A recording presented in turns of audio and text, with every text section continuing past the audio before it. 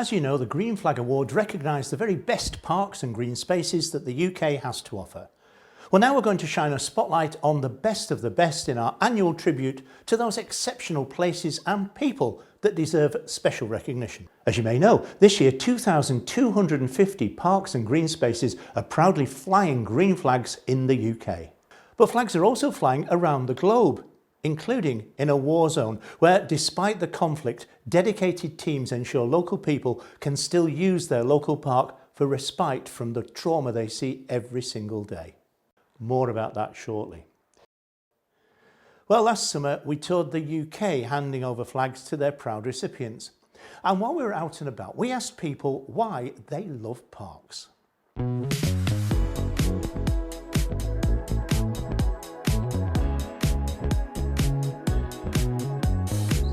I'm a great fan of nature.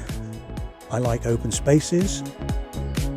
The main feature of the park is undoubtedly the view. I love parks generally because you're able to get outside and take the fresh air and enjoy the planting, just the whole atmosphere. We live in a very urban area, so it's nice to get out into the green spaces. It's well organised, well looked after. It's a very friendly atmosphere.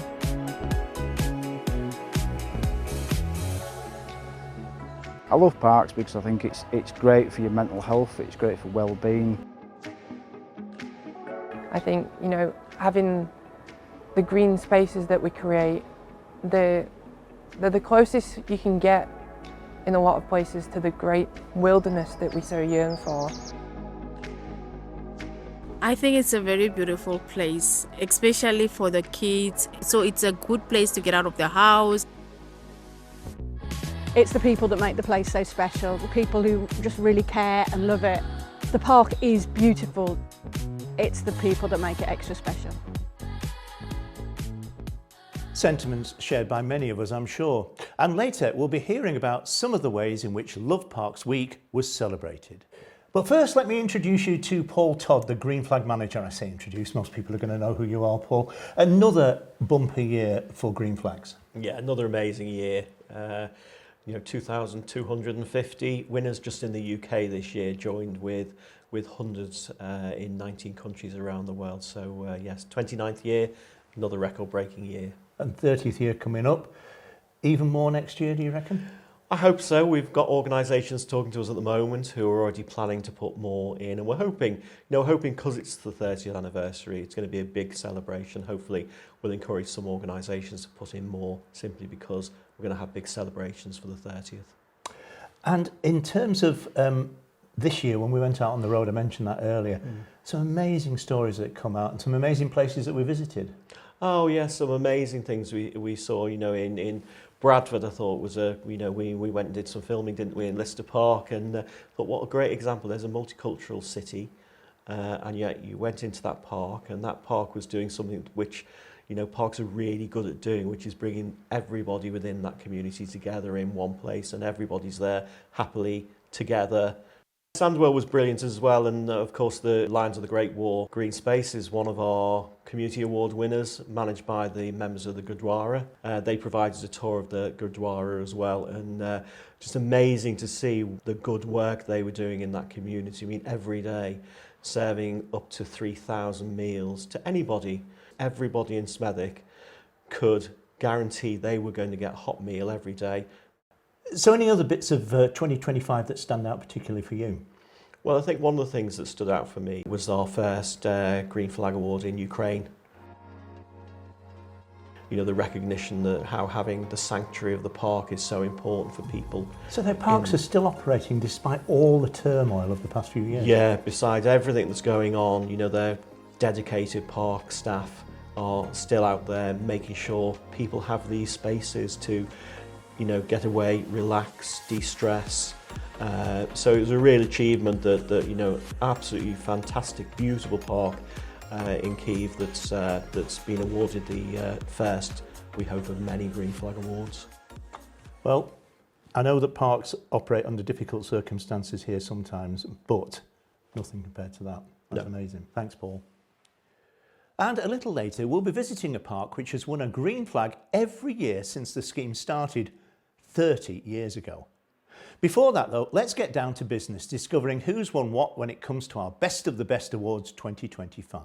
We're going to concentrate for now on the people who make our parks and green spaces so special. People who do it for a living and people who do it simply for the love of it. We'll start with our award for Employee of the Year. Let's see who's in the running for this one. Well, Gary Wilson is from Falkirk Council. Gary Wilson he's a gardener at Helix, and he's more than that. He's a very creative individual. He's got a real vision for what he wants the park to be himself, you know. He's an artist himself. He'll often bring an idea forward, but instead of talking about it, he'll actually give you an artistic view of how he sees it. So yeah, he's an incredible individual. Ben Sharp is from Northamptonshire Council. Ben's been working at the council now for 5 years. He's got an outstanding horticultural knowledge. He's a great work ethic. He's well liked among his colleagues and the volunteer network. Justin Philip Norman is with Newport Council. Justin's our head gardener here at the Gwen Crematorium. He's worked for the authority for 26 years. Very unassuming, very polite, very friendly, very kind. And in the past 9 years, we've applied for green flag status and got it, and mostly that's been down to Justin's work in transforming the gardens. 3 great nominees, and the winner is Gary Wilson from Falkirk. Well done to him and to all who were shortlisted in that employee section. Well, that's our individual Employee of the Year, but of course parks rely on great teams to keep them looking their best. And we recognise that fact with our Team of the Year award for park staff. Let's discover more about our shortlisted teams. Hyndburn Park's team is keeping things shipshape up in Lancashire. They are a great bunch of lads and ladies that work for across the community, across our green spaces. We've got 11 green flag awarded parks in our borough. They also support community groups like the Friends of Riddings Park across the green spaces in Hyndburn. They're great, they're supportive, they're well led, and yeah, that's the Hyndburn Parks team. Swansea University's grounds team are busy on the campuses there. So the grounds maintenance team are all about teamwork, pride and care for our beautiful campuses. They really enjoy working there, and you can see that through their passion that they display on a daily basis. Our third nominees are the Whiteley Wind Farm Countryside Rangers at the Glasgow Science Centre. There's only 2 of them, Kate and Fiona. They are the Countryside Rangers who work alongside the team at the Visitor Centre. They have a whole programme of activities for groups ranging from nursery age right up to sort of university of the third age. For just 2 of them, I think they do a great amount of work. All very different teams there, all doing a great job. But our winner is the Hyndburn Parks team. Well, of course, paid staff can only do so much, no matter how dedicated they may be. Parks and green spaces would struggle without the efforts of an army of unpaid volunteers who give freely of their time to ensure the places they love always look their best. We're going to turn our attention now to them in our next 2 awards. First, let's see who's been shortlisted for our Volunteer of the Year award. Well, Judith Vickery is a member of the Friends of Bailey Park in Abergavenny. Judith has volunteered in Bailey Park in Abergavenny for about 8 years now, and she's down there in all weathers, planting bulbs, planting shrubs, etc, etc, etc. And when she's not down there, she's at home sorting out paperwork, looking for sources of funding, applying for grants. Derek McClure is nominated for his work with the Castle Park and Bangor Castle Walled Garden, operated by Ards and North Down Borough Council. Derek has been with us in the Walled Garden for about 7 or 8 years now. Derek is our busiest volunteer. He is practically there every day. His official volunteering is 4 hours on a Tuesday, but generally we see him there 5 days a week, if not 6 days a week. Joanne Cheek volunteers at Bedgrove Park in Buckinghamshire. Joanne Cheek, she's a fantastic person. She, working on behalf of the Bedgrove Residents and Communities Association, spent 2 years fundraising and project managing the design and build of a brand new pump track at Bedgrove Park in Aylesbury. We would never have had a facility like that in Aylesbury if it wasn't for her perseverance and dedication. Wendy Carey is shortlisted for her work with Glamorgan Voluntary Services. She's fantastic with all of the volunteers. She has jobs written on the board as to what needs to be done. She allocates jobs to people. Obviously they can do whatever they want. She doesn't turn anybody away or make anybody feel that they can't do a task. She will always help them. 4 great finalists, but we have one winner, and that winner is Joanne Cheek from Bedgrove Park. Well done, Joanne. Well, as with paid teams, volunteer teams achieve so much when they work together, hence our award for the Volunteer Team of the Year. No fewer than 5 teams shortlisted for this one. The Fab Five are the Friends of St Peter's Berkhamsted Rectory Lane Cemetery. There's a sense of ownership. I think the volunteers have a fantastic sense of ownership of the cemetery. And if somebody comes to me and says, right, I'm interested in this, we'll find something for them to do that benefits both them and the cemetery. So everyone ends up feeling quite passionate about the space and a sense of pride. The Friends of Antrim Castle Gardens for their work on Clockworthy Courtyard. They're the most amazing, hard-working team that there possibly is. We have 33 volunteers aging from 24 to 85. They're certainly not afraid of hard work. It doesn't matter whether it's hail, rain, shine, they'll be out there. The Stony Hill Volunteers for the Stony Hill Community Wildlife Area. Ranging age from 20s, the eldest is 86. We meet regularly to do the maintenance of the wildlife area. We've branched out, we do a lot of educational things. It's in a very urban area, so it's like a little oasis in this, urban desert. The Saundersfoot Wombles in Pembrokeshire. The Saundersfoot Wombles is a tremendous local volunteer group in the village. They get involved in all sorts of environmental projects, and they've had all sorts of local members of the community who've helped them join in. The Friends of Telford Town Park. They've done tremendous work over many years, and in particular this last 12-18 months they've really progressed in all the jobs that they do. They've got boundless energy and motivation to get tasks done. All fabulous teams, in fact so fabulous that our judges decided there should be 2 winners in this category, and those winners are the Friends of St Peter's Berkhamsted and the Friends of Antrim Castle Gardens. Well done to them, and of course to all of our other shortlisted teams too. Well, if we're to ensure our parks and green spaces have a long-term future, we of course must inspire the next generation to take up the baton. That's why we're keen to highlight the great work being undertaken by so many young people with our Young Volunteer of the Year award. Now we've got a short list of 2 here. On that short list are Ethan Dando for his work with the Clanharan Community Development Project, and Dylan Thomas for his sterling efforts with the Friends of Nant Clinog Park. Dylan came to us about 3 years ago doing a Duke of Edinburgh's award, so he's developed himself, we think, a lot. Dylan's been involved in a nest box project, he's been involved in wildflower dispersal of seed. It's been good for him and good for us to be there. Ethan was a young man that wasn't very confident, wasn't enjoying school very much, and he started to volunteer with us, and he hasn't missed a Sunday. And he's now 14, so for 2 years he's volunteered with us every Sunday, and he's just given so much commitment. He's developed amazingly. So 2 great young men there, but after much deliberation our judges decided one had just squeaked ahead of the other, so our winner is Ethan Dando. Well done, Ethan, you must be pretty chuffed with that. Shocked. Yeah, I only found out today. But nice shocked. Yeah. Well, keep up the good work. See you again.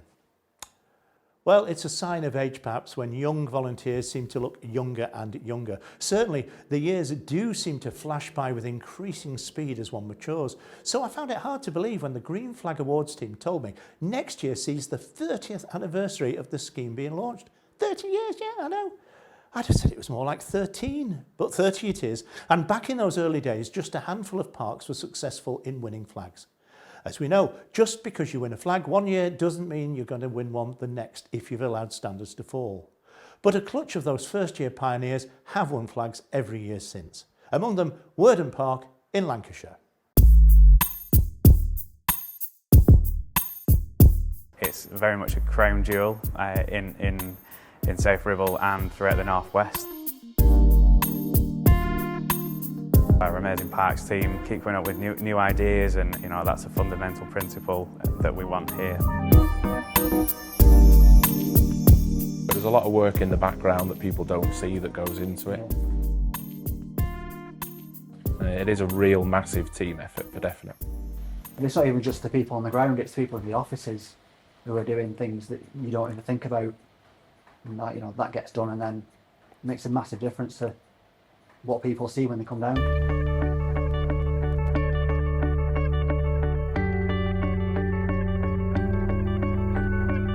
Winning Green Flag Award for 1 year is challenging for people, but maintaining that standard for 30 years is, it's a magnificent achievement. We're the only site north of London to have held the award since it began when we first were awarded in 1997, and we've strived to keep it ever since then. It's a great recognition for the park, all the work that goes into it, the local community who help us maintain it with the Friends group. We meet once a month and we do a very wide variety of tasks. We've been involved with the planting, involved with the knot garden, the rockery, and one of our members actually helps with the maintenance of the conservatory. Parks and open spaces have always been one of our key assets as a local authority, and I think that shows with the importance that's placed on them and the resources that's put into them and the time that's allowed for the work to maintain them. We've got 5 major parks, all got green flags, which we're really proud of, but alongside that we've got 17, 18 smaller parks and playgrounds, and we're absolutely committed to giving our residents every opportunity they can to get out in the fresh air. I'm confident that you'll continue that standard and continue keeping your flags. Absolutely, the local community wouldn't allow us to lower our standards, so I think it's clear we've got to carry on. The team at Worden determined to maintain standards and win a flag in the 30th anniversary year. Indeed, applications for the 2026 season are now being invited. So Paul, anything special planned for your Pearl anniversary? Well, we've got a number of things planned, but there's lots of things still in the planning as well. Obviously, we're going to be holding our awards ceremonies this year as normal, but they're going to be extra special, and we're going to really focus as well on those winners that have held the award for 30 years. We've still got four organisations who were brave enough to put themselves forward in year one. We're hoping they're all going to win again this year, and we're going to celebrate those at our awards events in July this year. And of course, we've got another couple of other really important things going to be happening for the 30th anniversary, and the major one is the launch of the Green Flag Award Academy. So what we want to do with the Academy is ensure we're supporting the industry more by ensuring people have the skills that they need to be able to deliver more Green Flag Awards, but importantly, more green spaces. So we'll be talking to everybody in the industry. Will have their opportunity to tell us how they would like the elements of the Academy delivered. But we think it'll be a mixture, short online seminars, face-to-face study tours. Thanks, Paul. Well, getting out into the fresh air surrounded by beautiful scenery will lift even the lowest of spirits. So our next award highlights schemes which aim to maximise the benefits of the great outdoors. It's the award for the Best Health Initiative. There are 2 shortlisted finalists for this category. They are Northamptonshire Council for the Corby Growing Project in Coronation Park. Corby Growing Project began 3-4 years ago. We have volunteer groups and they're all working around different project areas that focus on environmental or sustainability, growing food and produce for local community need, and also health and well-being. Trust links for Growing Together Basildon. So Growing Together is our therapeutic community garden project. It was founded in 2023. It's replicating our other Growing Together projects. We've got 7 across Essex that are therapeutic community gardens, primarily for adults with mental health challenges and mild learning disabilities, but also wider community groups and community partners can use the space too. Our judges found it difficult to choose between these 2 excellent finalists. In fact, they found it impossible, so they decided to name them both joint winners of our award for the Best Health Initiative. Congratulations to both of them. Now, of course, everyone should be able to make the most of our parks and green spaces, but in recent times it's become apparent that some women and girls have been reluctant to use their local spaces. The Green Flag Awards team commissioned detailed research to find out why and to do something about it. So we were keen to highlight areas that have been doing their bit to encourage more women and girls to use parks and green spaces, hence our award for the best initiative to engage with women and girls. We've 3 in the running for this one. The shortlisted finalists are Forster Memorial Park in Lewisham. Our aim is to create a safe and welcoming and inclusive space for older children and young people, especially girls. We engaged with girls, older girls and sort of young teenage girls, and this helped us form a girls design group that have then gone on to actually design with us changes in the park. And the second thing we did was to secure funding to make these changes and to bring in some more girl-centred activities. Trust links for Empower Her, Growing Together at Westcliff. It's for women who have suffered maybe domestic abuse or other challenges in their lives. So it's right in the heart of urban Southend-on-Sea, and it's a safe space for women to come together in our therapeutic community garden space. It also gives them a safe space to be together and build friendships and connections. Hartlepool Council for the Silent Steppers at Ward Jackson Park. They put on a pair of headphones and they dance and boogie around and sing their head off and sort of just have a bit of fun exercising in the open air. They didn't know each other when they first started. They've made really good friends and friendship groups from it. They enjoy coffee afterwards or they socialise outside of it now. Again, 3 great finalists, but there is one overall winner, and that winner is the Friends of Forster Memorial Park in Lewisham. Well, parks and green spaces aren't only there to attract human visitors. They're also home to a vast array of wildlife, or at least they should be. So our next award celebrates projects which have created welcoming wildlife habitats and promoted biodiversity. In with a chance of this one are the Friends of St Peter's, Berkhamsted, for their urban biodiversity project at the Rectory Lane Cemetery. We introduced a lot of wildlife friendly things like having corridors along the sides and brash, and having pollinator friendly plants put in all our grave gardens and everything like that. But in 2021 we met a really passionate field naturalist and he inspired us to take it up a gear. We've planted 150 metres of native wildlife hedge. We've put in 2 small ponds. It's a long-term thing, it takes a lot of management, but we're on our way. Neath Port Talbot Council for Nollywood and Meadow at Knoll Country Park. We had a meadows area which historically was used as a golf course and it wasn't really working too well, and it was quite hard to manage and upkeep.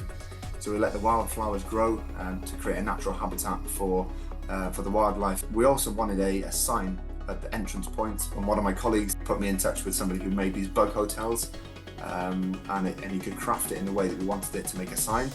We actually didn't dub it the term Nollywood. One of our local residents referred to it as Nollywood, and the name has stuck ever since. The Spotland Estate tenants and residents for the Stony Hill Community Wildlife Area. Our houses are at one point demolished, they subsided, And then in the 1980s, it became like a rubbish tip. So then the local people decided to do something about it. First of all, they cleaned it all up with the council's help. So now it's got lots of different habitat. It's got hedges, it's got a meadow of varying lengths of grass, and we've now monitored 557 species, different species of things. And Anglian Water for its Barn Owls initiative at Rutland Water. We've got over 60 park lover volunteers that over the last 5 to 7 years have been transforming an area that was once a field of nettles into a wildflower meadow. It was in 2024 that we decided to build and install a barn owl box, and we were really pleased to have 6 barn owl chicks in that box that was successfully ringed by the Leicestershire and Rutland Wildlife Trust, and it's really cemented our wildflower meadow as a real area for biodiversity for the future. Well, our winner is Neath Port Talbot Council for Nollywood and Meadow at Knoll Country Park. Well done to everyone there. So from schemes to make parks fit for the future, we move now to those who recognise and celebrate the past. As you know, all sites that earn a green flag can then consider bidding for Green Heritage Accreditation status. Our next award goes to the site which has gone above and beyond in promoting its heritage value. 3 projects in the running for this one. They are the City of Westminster for the Strand at Aldwych, Strand Aldwych is at the centre of London and a significant heritage site. The North Bank bid, which is part of London Heritage Quarter, has worked with Westminster City Council and local stakeholders to transform the area from a busy gyratory system into a public civic space with planting, seating and cultural events. Nottingham City Council for the Victoria Embankment Memorial Garden and Paddling Pool restoration. The Victoria Embankment is one of our major parks in Nottingham, right on the banks of the River Trent, and over the years we've had a phased programme of restoration there. There's historic fountains there that got redone, and then more importantly, in my view, is a paddling pool, which is a little bit more unusual from a heritage point of view. It's now half splash pad, half a paddling pool now, so it brings it into a modern offer basically. And Aberdeenshire Council for the restoration and redevelopment of Aden Country Park. Project outputs included the restoration of historic buildings, a series of archaeological digs, and the development of a new visitor information centre, focused on enhancing, promoting and conserving Aden Country Park's rich archaeological, architectural, cultural and natural heritage. Anyone would be a worthy winner, but our winner is Aberdeenshire Council for the restoration and redevelopment of Aden Country Park. Well done to them. Now cast your minds back to the very start of this year's show and you'll recall the film that we showed you featuring people explaining why they love parks. Love Parks Week has of course been a fixture for many years now. So we thought it would be fitting to create an award which highlights the best Love Parks event. Now I have to say that there was one entrant which stood head and shoulders above the rest in this category. So the judges decided to cut straight to the chase and announce that one to be the overall winner. And that winner is Weymouth Town Council. So tell us, what have you been up to in Weymouth during Love Parks Week this year? So yeah, it was actually my first full year in the job, and one of the key things I wanted to do in the job was to create a really good Love Parks event, and we chose a theme for it, which was a teddy bears picnic. We had story time, we had face painting, we had games and things like that for kids to do. We had a teddy bear zip line from one of the tallest trees down into the gardens. We had one of the gardeners there with nasturtium seeds that people could plant and take away with them and grow at home. It went really well. It was really well attended, really well received. And to be recognised for that is really nice. Well done to everybody in Weymouth. And so that's it. Our Best of the Best awards will be winging their way to their recipients as soon as possible. Thanks to everyone who submitted an entry. We do appreciate you making the effort. And I know the projects and people we've celebrated here will prove inspirational to all of us. Don't forget, applications for this year's Green Flag Awards are now open. You can get full details on our website. We'll be back out on the road next summer, touring the UK to hand over the flags and hear more remarkable and inspiring stories during our 30th anniversary year. Well, I'll leave you, as has become customary, with some images from the top 10 parks as voted for by the great British public. And until we meet again, goodbye.